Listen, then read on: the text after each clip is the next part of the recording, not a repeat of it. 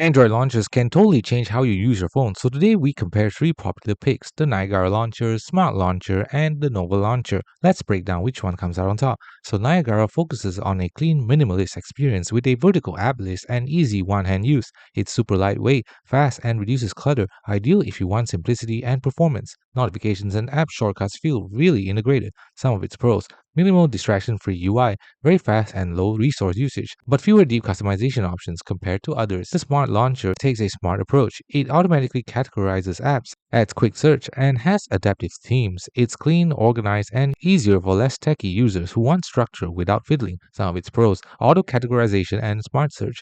It's lightweight and intuitive. However, the free version has ads and limited features.